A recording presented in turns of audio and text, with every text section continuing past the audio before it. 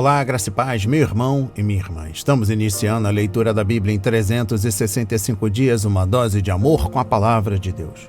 Hoje, no 221º dia, trago para leitura e comentários bíblicos os livros de 1 de Crônicas, capítulos 1 e capítulo 2, livro de Provérbios, capítulo 7, versículos 6 a 27, e o livro 1 de Timóteo, capítulo 5, versículo 21, ao capítulo 6, versículo 21. Enquanto você prepara o material, bloco de anotação, caneta ou lápis, a Bíblia é tão importante quanto a sua leitura diariamente nos traz refrigério para a alma, sabedoria, sobretudo nos aproxima de Deus, fortalecendo assim a nossa fé e a esperança. Uma introdução rápida, enquanto você prepara aí a nossa grande armadura de Deus. Todos nós temos a necessidade de estarmos em comunhão com Deus diariamente. Comunhão esta, agora, a leitura da Bíblia em 365 dias. A Bíblia Sagrada está cheia de promessas. Precisamos acreditar na palavra de Deus. Alimente a sua fé quando tudo vier contra. A sua palavra tem muito mais força do que as coisas contrárias. Estamos vivendo um tempo em que devemos abrir os olhos. Satanás não está aqui para roubar o seu carro, sua casa, sua roupa, seu apartamento, celular. Ele veio para roubar esta semente agora. E as sementes que semeamos todos os dias aqui no projeto A Marca da Promessa, a sua fé e os propósitos que Deus tem para você.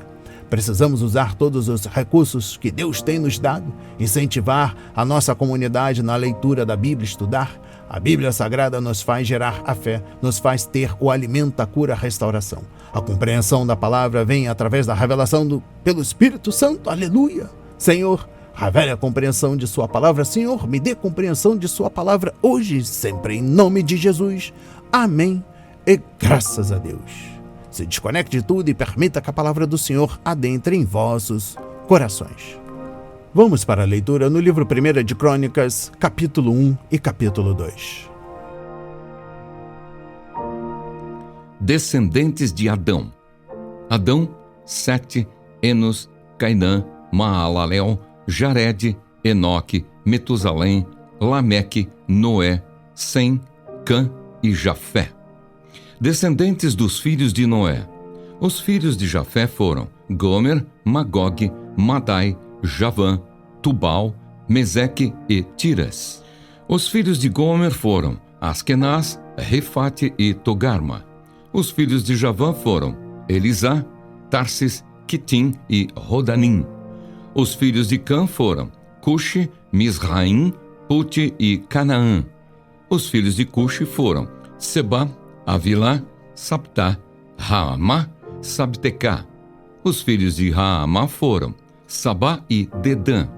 Cuxi gerou Nimrode, que começou a ser poderoso na terra. Misraim gerou Ludim, Anamim, Leabim, Naftuim, Patrocim, Casluim, de quem descendem os filisteus, e Caftorim. Canaã gerou Sidom, seu primogênito, e Et, e também os Jebuseus, os Amorreus, os Girgazeus, os Eveus, os Arqueus, os Sineus, os Arvadeus, os Zemareus e os Amateus. Os filhos de Sem foram Elão, Assur, Arfaxade, Lude, Arã, Uz, Ul, Jeter e Meseque. Arfaxade gerou Selá e Selá gerou Éber. A Éber nasceram 2 filhos. O nome de um foi Peleg, porque em seus dias se repartiu a terra, e o nome de seu irmão foi Joctã. Joctã gerou Almodá, Salefe, Azarmavé, Gerá, Adorão, Uzal, Dicla, Ebal, Abimael, Sabá, Ofir, Avilá e Jobabe. Todos estes foram filhos de Joctã. Descendentes de Sem. Sem, Arfaxade, Selá, Éber, Peleg, Reu, Serug, Naor, Tera e Abrão, que é Abraão. Descendentes de Ismael. Os filhos de Abraão foram Isaque e Ismael. São estas as suas gerações. O primogênito de Ismael foi Nebaiote, depois Quedar, Adbeel, Mibzão, Misma, Dumá, Massá, Haddad, Temá, Getur, Nafis e Quedemá. Estes foram os filhos de Ismael. Descendentes de Abraão e Quetura. Quanto aos filhos de Quetura, concubina de Abraão, esta deu à luz Zinrã, Joxã, Medã, Midian, Isbaque e Sua. Os filhos de Joxã foram Sabá e Dedã. Os filhos de Midian foram Efá, Éfer, Enoque, Abida e Elda. Todos estes foram filhos de Quetura. Abraão, pois, gerou Isaque. Os filhos de Isaque foram Esaú e Israel. Descendentes de Esaú. Os filhos de Esaú foram Elifaz, Reuel, Jeús, Jalão e Coré. Os filhos de Elifaz foram Temã, Omar, Zefi, Gaetã, Kenaz, Timna e Amaleque. Os filhos de Reuel foram Naate, Zerá, Samá e Misa. Descendentes de Seir. Os filhos de Seir foram Lotã, Sobal, Zibeão, Aná, Dizo, Ezer e Dizã. Os filhos de Lotã foram Ori e Omã. E a irmã de Lotã foi Timna. Os filhos de Sobal foram Aliã, Manaate, Ebal, Sefo e Onã. Os filhos de Zibeão foram Aías e Aná. O filho de Aná foi Dizon. Os filhos de Dizon foram Anrão, Esbã, Itrã e Querã. Os filhos de Ezer foram Bilã, Zaavã e Jaacã. Os filhos de Dizã foram Uz e Arã. Reis e chefes de Edom. Estes são os reis que reinaram na terra de Edom antes que houvesse rei sobre os filhos de Israel. Belá, filho de Beor, e o nome da sua cidade era Dinabá. Belá morreu e em seu lugar reinou Jobabe, filho de Zera, de Bosra. Jobabe morreu e em seu lugar reinou Uzão, da terra dos Temanitas. Uzão morreu e em seu lugar reinou Hadade, filho de Bedade. Este derrotou Midian no campo de Moabe. O nome da sua cidade era Avite. Hadade morreu e em seu lugar reinou Sanlá, de Masreca. Sanlá morreu e em seu lugar reinou Saul, de Reobote, junto ao Eufrates. Saul morreu e em seu lugar reinou Baal-Anã, filho de Acbor. Baal-Anã morreu e em seu lugar reinou Hadade. O nome de sua cidade era Paú, e o de sua mulher era Meetabel, filha de Matrede, filha de Mesaabe. Hadade morreu. Estes são os nomes dos chefes de Edom: Timna, Alva, Jatete, Oolibama, Elá, Pinom, Kenaz, Temã, Mibzar, Magdiel e Irão. Estes são os chefes de Edom. Descendentes de Israel. Estes foram filhos de Israel: Ruben, Simeão, Levi, Judá, Issacar, Zebulon, Dan, José, Benjamim, Naftali, Gade e Asser. Descendentes de Judá. Os filhos de Judá foram Er, Onã e Selá. Estes três lhe nasceram de Bate-sua, a cananeia. Er, o primogênito de Judá, foi mau aos olhos do Senhor, e por isso o Senhor o matou. Porém Tamar, nora de Judá, lhe deu à luz Pérez e Zera. Todos os filhos de Judá foram 5. Os filhos de Pérez foram Esrom e Amul. Os filhos de Zera foram Zinri, Etã, Emã, Calcol e Dara, 5 ao todo. Os filhos de Carmi foram Acar, o perturbador de Israel, que pecou na coisa condenada. O filho de Etã foi Azarias. Os filhos de Esrom, que lhe nasceram, foram Jerameel, Rão e Quelubai. Rão gerou Aminadab. Aminadab gerou Naasson, príncipe dos filhos de Judá. Naasson gerou Salma, e Salma gerou Boaz. Boaz gerou Obed, e Obed gerou Jessé. Jessé gerou Eliabe, seu primogênito. Abinadab, o segundo. Simeia, o terceiro. Natanael, o quarto. Radai, o quinto. Ozem, o sexto. E Davi, o sétimo. As irmãs destes foram Zeruia e Abigail. Os filhos de Zeruia foram 3, Abisai, Joabe e Azael. Abigail deu à luz Amasa, e o pai de Amasa foi Jéter, o ismaelita. Calebe, filho de Esrom, gerou filhos de Azuba, sua mulher, e de Jeriote. Os filhos desta foram Jezer, Sobabe e Ardom. Azuba morreu e Calebe tomou para si Efrata, da qual lhe nasceu Ur. Ur gerou Uri e Uri gerou Bezalel. Então Esrom teve relações com a filha de Maquir, pai de Gileade. Ele tinha 60 anos de idade quando a tomou e ela deu à luz Segube. Segube gerou Jair, que teve 23 cidades na terra de Gileade. Jesur e Arã tomaram as aldeias de Jair juntamente com Quenate e as suas aldeias, a saber, 60 lugares. Todos estes foram filhos de Maquir, pai de Gileade. Depois da morte de Esrom em Calebe Efrata, Abia, mulher de Esrom, lhe deu à luz Azur, pai de Tecoa. Os filhos de Jerameel, primogênito de Esrom, foram Rão, o primogênito, Buna, Orem, Ozem e Aías. Jerameel teve outra mulher, cujo nome era Atara. Esta foi a mãe de Onã. Os filhos de Rão, primogênito de Jerameel, foram Maás, Jamim e Eker. Os filhos de Onã foram Samai e Jada. E os filhos de Samai foram Nadab e Abizur. A mulher de Abizur chamava-se Abiail e ele lhe deu à luz Abã e Molide. Os filhos de Nadab foram Seled e Apaim. E Seled morreu sem filhos. O filho de Apaim foi Ize. O filho de Ize foi Sezã. E o filho de Sezã foi Alai. Os filhos de Jada, irmão de Samai, foram Jéter e Jonatas. E Jéter morreu sem filhos. Os filhos de Jonatas foram Pelete e Zaza. Estes foram os filhos de Jerameel. Sezã não teve filhos, mas filhas. E Sezã tinha um servo egípcio, cujo nome era Jara. Sezã deu sua filha por mulher a Jara, a quem ela deu à luz a Atai. Atai gerou Natã, e Natã gerou Zabade. Zabade gerou Eflau, e Eflau gerou Obed. Obed gerou Jeú, e Jeú gerou Azarias. Azarias gerou Eles, e Eles gerou Eleasa. Eleasa gerou Sismai, e Sismai gerou Salum. Salum gerou Jecamias, e Jecamias gerou Elisama. O primogênito de Calebe, irmão de Jerameel, foi Maressa, que foi o pai de Zife. O filho de Maressa foi Abi-Hebrom.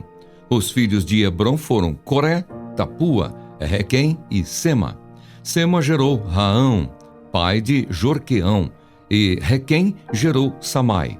O filho de Samai foi Maom, e Maom foi o pai de Bet-Zur. Efá, a concubina de Calebe, deu à luz Arã, Moza e Gazés. E Arã gerou Gazés. Os filhos de Jadai foram Regem, Jotão, Gezã, Pelete, Efá e Saafe. De Maaca, sua concubina, Calebe gerou Zeber e Tiraná.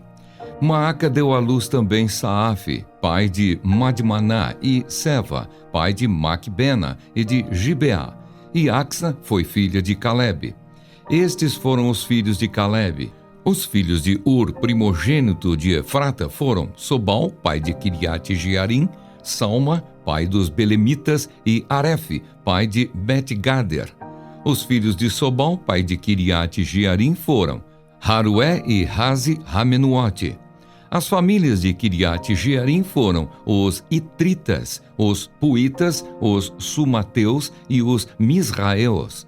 Destes procederam os Zoratitas e os Estauleus. Os filhos de Salma foram Belém e os Netofatitas, Atrote Bet-Joabe e Razi Ramanaate, Zoreu. As famílias dos escribas que habitavam em Jabes foram os Tiratitas, os Simeatitas e os Sucatitas. Estes são os queneus, que vieram de Ramate, pai da casa de Recabe. Amém. Compreendendo o livro 1 de Crônicas, capítulo 1. O primeiro livro de Crônicas começa com um esboço da história judaica. A palavra mais frequente neste capítulo é descendentes. revelando rapidamente a herança de Israel entre as nações do mundo. Os babilônios usavam uma tática de subjugação que destruía a nacionalidade dos povos conquistados ao misturá-los com outros grupos e etnias. Ao voltar do exílio na Babilônia, o povo judeu havia sido submetido a essa tática, e a validade de sua herança como escolhido de Deus era uma fonte de consolo e confiança. Quando não sabemos de onde viemos, é difícil seguir em frente. Exposição bíblica dos versículos 1 a 2. O escritor passa rapidamente a traçar o desenvolvimento humano por meio da linhagem de Sete, o terceiro filho de Adão e Eva. Noé representa um segundo começo para a raça humana, mas ele não foi o segundo Adão. Esse título estava reservado para Jesus, que é o primeiro na linhagem de filhos de Deus que nasceram de novo. Conforme 1 de Crônicas, capítulo 15, versículos 21 a 49.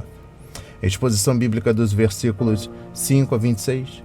Nem todas as gerações na árvore genealógica dos 3 filhos de Noé são mencionadas, mas encontramos indícios sobre as origens da inimizade de longa data em comentários como dos quais se originaram os filisteus, conforme versículo 12. Os filisteus foram os espinhos na carne de Israel desde o momento em que entraram na terra prometida. Compreendendo o versículo 19, durante a vida de Peleg, uma segunda grande divisão entre o povo se somou às separações causadas por diferenças familiares. Durante a construção da Torre de Babel, surgiram vários grupos de línguas, conforme Gênesis 11, versículos 1 a 9. Até então, os seres humanos tinham uma língua comum, mas a independência arrogante que um indivíduo queria ter de Deus levou o Senhor a confundir as línguas faladas. As pessoas que se recusaram a se comunicar com Deus, de repente descobriram que não conseguiam se comunicar uma com as outras. Desde então, temos tido dificuldade para nos comunicar. Exposição bíblica dos versículos 27 a 54. Com o advento de Abraão, o relato se limita aos patriarcas e à ascensão da nação de Israel. O único filho de Abraão e Sara foi Isaque. Ele, por sua vez, gerou 2 gêmeos, frutos de um milagre, sendo o mais novo Jacó, cujo nome significa calcanhar ou enganador, conforme Gênesis 25, versículos 19 a 26. Por fim, ele se tornou Israel, que significa alguém que luta com Deus, conforme Gênesis 32, versículo 28. Dando continuidade à compreensão 1 de Crônicas, capítulo 2, exposição bíblica dos versículos 1 a 2. A história dos filhos de Jacó pode ser encontrada em Gênesis 29 a 50. Exposição bíblica dos versículos 3 a 17. Mais uma vez, o relato se limita a traçar a origem da família de Davi, que é o segundo descendente mais famoso da família e tribo de Judá. O significado desta genealogia pode ser visto em Mateus 1, versículos 1 a 16, que estabelece a ascendência real de Jesus. Compreendendo o versículo 15, Davi, o filho caçula de Jessé, é apresentado aqui sem alarde ou indicação sobre o que e quem ele se tornará. Esta aparente significância ressalta os detalhes que lemos em 1 de Samuel, capítulo 16, quando Samuel é enviado para ungir um futuro rei. Todos os irmãos mais velhos de Davi são apresentados a Samuel antes de Davi ser chamado dos campos para ser reconhecido pelo Senhor como um homem segundo o seu coração. Em se tratando do significado de nossa vida, conhecer Deus mostra que é realmente quem conhecemos que importa. E eu encerro a compreensão do livro 1 de Crônicas, capítulo 2, com a exposição bíblica dos versículos 16 a 55. Muitas das pessoas mencionadas nesta sessão, como Joabe, conforme capítulo 11, versículos 6 a 8, capítulos 18 a 21, 2 de Samuel, capítulo 2, e capítulo 3, capítulo 10 a 14, capítulo 18 a 20, capítulo 23 a 24, 1 de Reis, capítulos 1 e 2 e capítulo 11, e Abissai, conforme 1 de Crônicas, capítulo 11, versículos 20 e 21, capítulo 18, versículos 12 e 13, capítulo 19, versículos 11 a 15, e 1 de Samuel, capítulo 26. 2 de Samuel, capítulos 2 e 3, capítulo 10, capítulo 16 a 21 e capítulo 23. Estavam relacionadas com Davi e foram ativadas em vários sentidos durante o seu reinado. Vamos para a leitura no livro de Provérbios, capítulo 7, versículos 6 a 27. A mulher imoral. Porque da janela da minha casa, olhando pela grade, vi entre os ingênuos e descobri entre os jovens um que não tinha juízo. Ele ia e vinha pela rua junto à esquina da mulher estranha e seguia o caminho da casa dela, no crepúsculo, ao anoitecer, na escuridão da noite, nas trevas. Eis que a mulher lhe saiu ao encontro com roupas de prostituta e astúcia no coração. É espalhafatosa e inquieta. Os seus pés não param em casa. Ora está nas ruas, ora nas praças, espreitando por todos os cantos. Ela agarrou o jovem e o beijou. E com o maior descaramento lhe disse: eu tinha de oferecer sacrifícios pacíficos. Hoje paguei os meus votos. Por isso saí ao seu encontro. Vim procurá-lo e agora o encontrei. Já cobri de colchas a minha cama, de linho fino do Egito, de várias cores. Já perfumei o meu leito com mirra, aloés e cinamomo. Venha, vamos nos embriagar com as delícias do amor até o amanhecer. Gozemos amores, porque o meu marido não está em casa. Saiu de viagem para longe. Levou consigo uma bolsa cheia de dinheiro. Não voltará para casa antes da lua cheia. Ela o seduziu com as suas muitas palavras, com as lisonjas dos seus lábios o arrastou. E num instante ele a seguiu, como um boi que vai para o matadouro, como um animal que corre para a armadilha, até que uma flecha lhe atravesse o coração. Ele era como a ave que corre para dentro do alçapão, sem saber que isto lhe custará a vida. Agora, meu filho, escute o que eu digo e dê atenção às palavras da minha boca. Não deixe que o seu coração se desvie para os caminhos dessa mulher e não ande perdido nas suas veredas, porque a muitos ela feriu e derrubou, e são muitos os que por ela foram mortos. A casa dela é caminho para o abismo e desce para as câmaras da morte. Amém. Compreendendo o livro de Provérbios, capítulo 7, dos versículos 6 a 27, a exposição bíblica dos versículos 6 a 9. Temos a impressão de que este jovem era extremamente tolo ou muito orgulhoso, pois estava certo de que poderia brincar com o pecado e sair impune.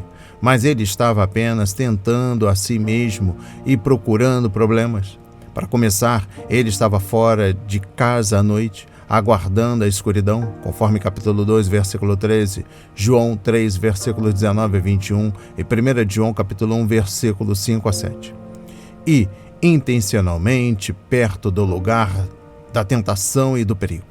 Ele não estava dando atenção ao sábio conselho do Senhor. Fique longe dessa mulher, não se aproxime da porta de sua casa. Conforme Provérbios 5, versículo 8, a palavra de Deus não estava dirigindo seus pés.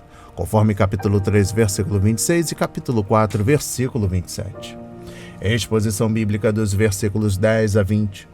Como a aranha mortal na teia, a mulher estava observando na janela, pronta para atacar a sua presa. Ela era esposa de alguém, mas quando o marido estava fora da cidade, vestia-se como uma prostituta para que pudesse atrair os homens à procura de seus serviços, conforme Gênesis 38, versículos 14 e 15, e Ezequiel, capítulo 16, versículo 16. Enquanto o marido estava ausente, ela não via razão alguma para não ganhar algum dinheiro e se divertir ao mesmo tempo.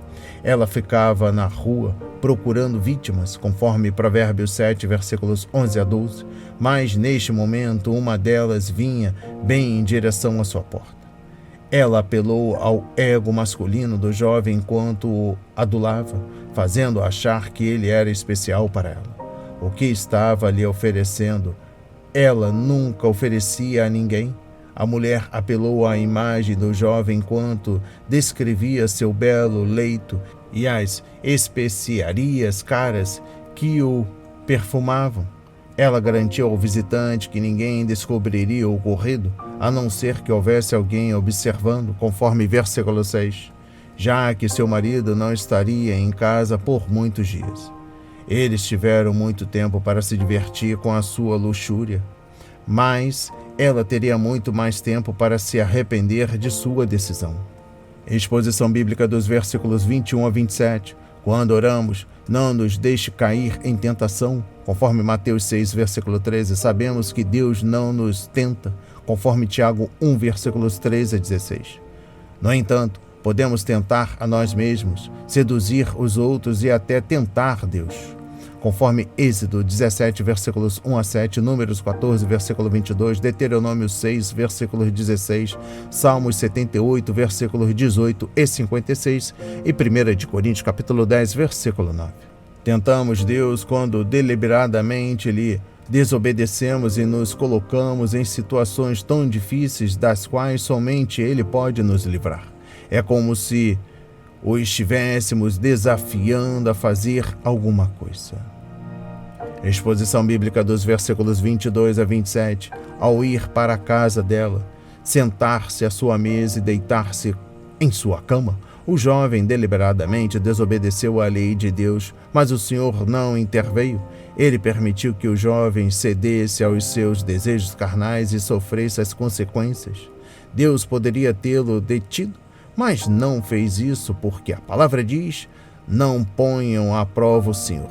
Deuteronômio 6, versículo 16, Mateus 4, versículo 7.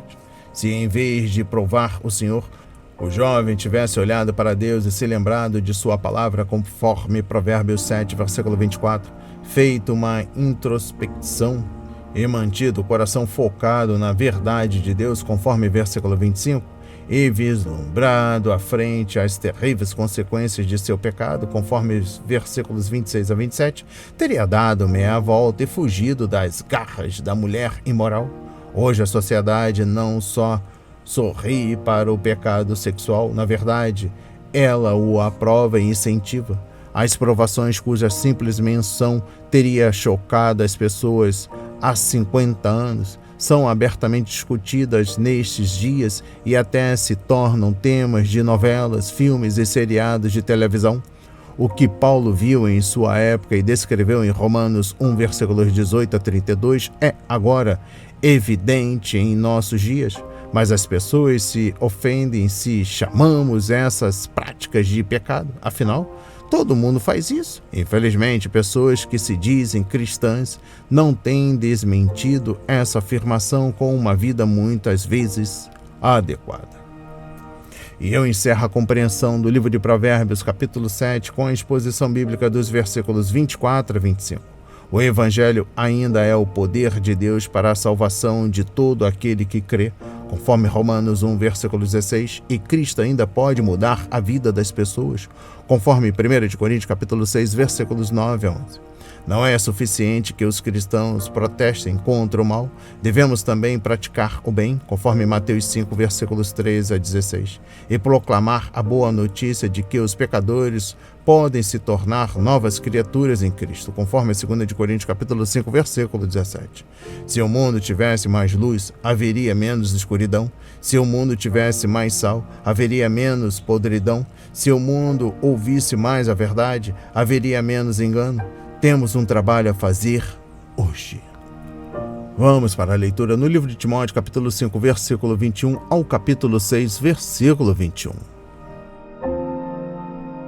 Vários conselhos. Quanto aos que vivem no pecado, repreenda-os na presença de todos, para que também os demais temam. Diante de Deus, de Cristo Jesus e dos anjos eleitos, peço com insistência que você guarde estes conselhos, sem discriminação, nada fazendo com espírito de parcialidade. Não tenha pressa para impor as mãos sobre alguém. Não seja cúmplice dos pecados dos outros. Conserve-se puro. Não beba somente água, beba também um pouco de vinho por causa do seu estômago e das suas frequentes enfermidades. Os pecados de alguns são notórios, mesmo antes do juízo, mas os de outros só se manifestam mais tarde. Do mesmo modo, também as boas obras se evidenciam e aquelas que ainda não são manifestas não poderão ficar escondidas. Os senhores e os servos. Todos os servos que estão debaixo de jugo considerem dignos de toda a honra o próprio Senhor, para que o nome de Deus e a doutrina não sejam difamados. Também os que têm senhor crente não o tratem com desrespeito, porque é irmão. Pelo contrário, trabalhem ainda mais, pois ele que partilha do seu bom serviço é crente e amado. Ensine e recomende estas coisas. Os falsos mestres e os perigos da riqueza.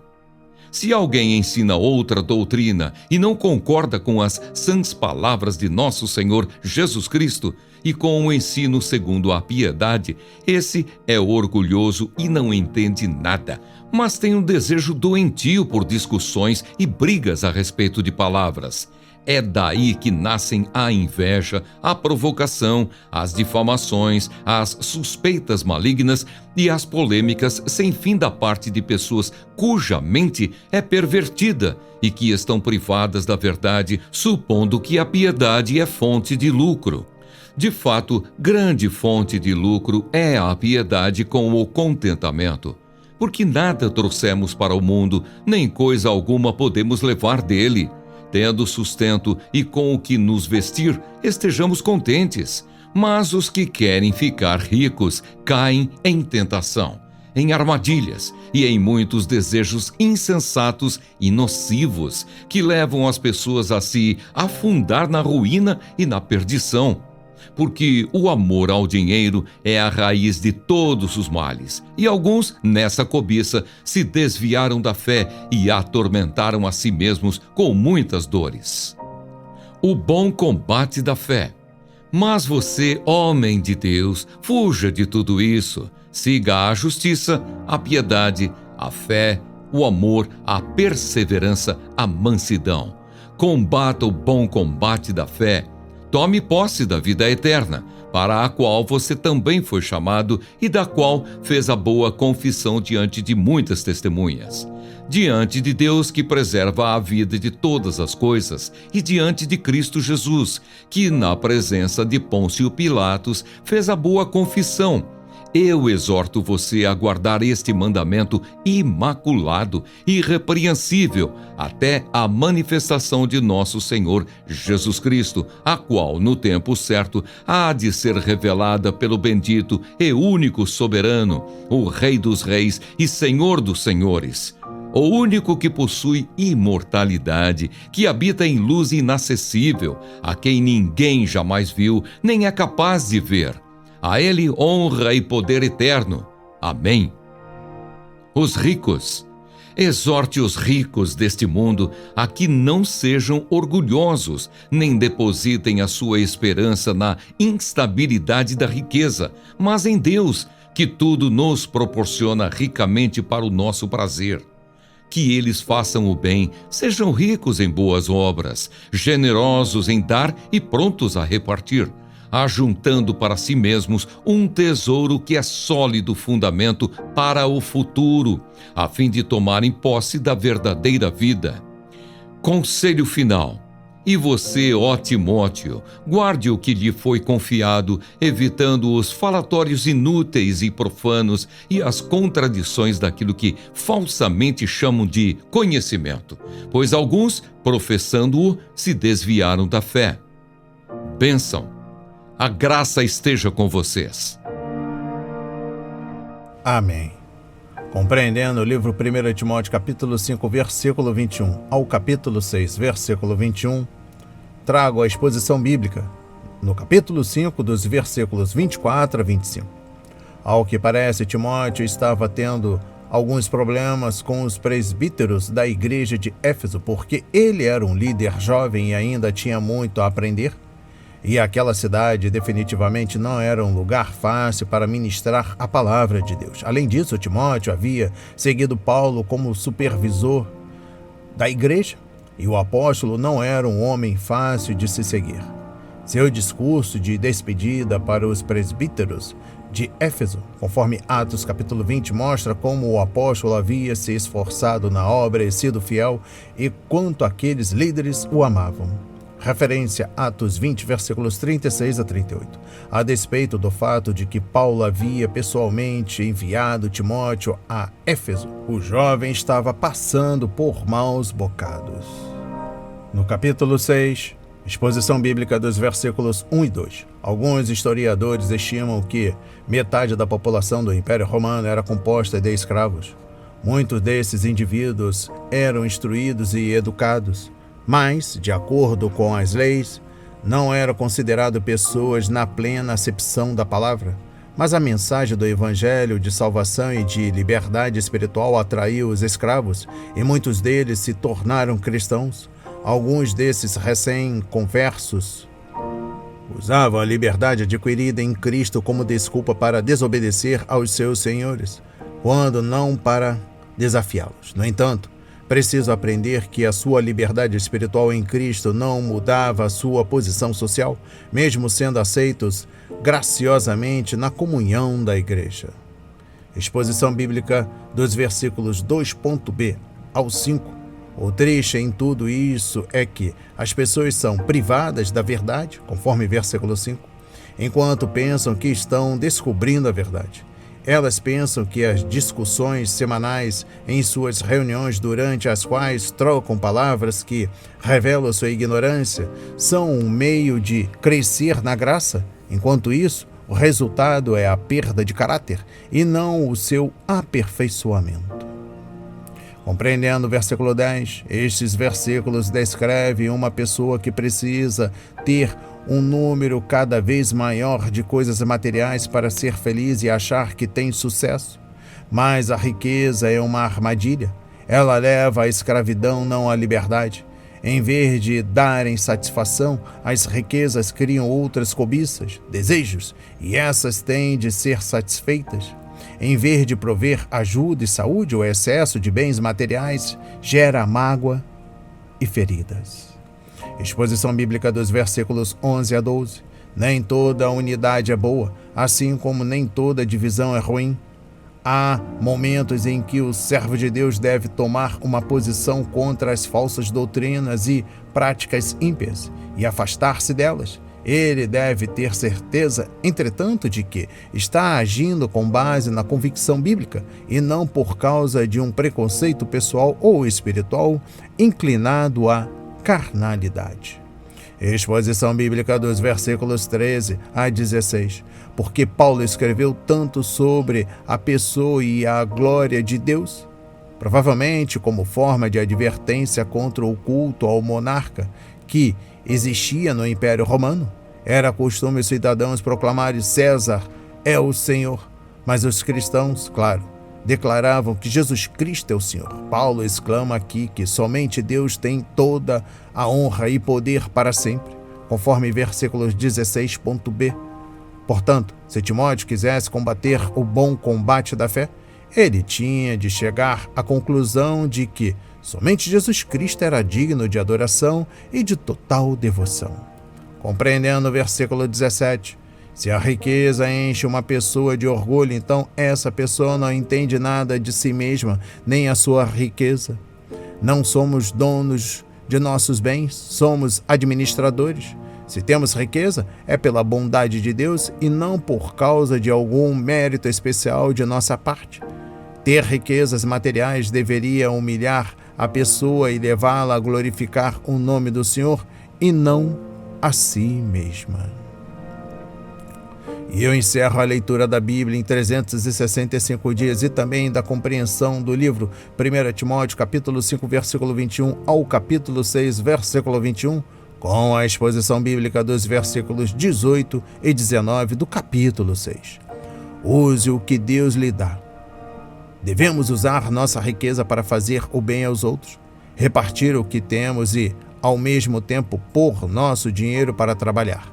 Quando fazemos isso, nós nos enriquecemos espiritualmente e fazemos investimentos para o futuro, conforme Lucas 16, versículos 1 a 13. As riquezas podem atrair uma pessoa para o mundo do faz de conta, do prazer superficial. Todavia, as riquezas na vontade de Deus podem apresentar uma pessoa à vida real e ao ministério duradouro. As palavras de hoje foram semeadas para as nossas vidas, para a honra e a glória do Senhor. Receba este alimento diário, não hesite, compartilhe. Deus está interessado na minha e na sua dor. Que Deus nos abençoe.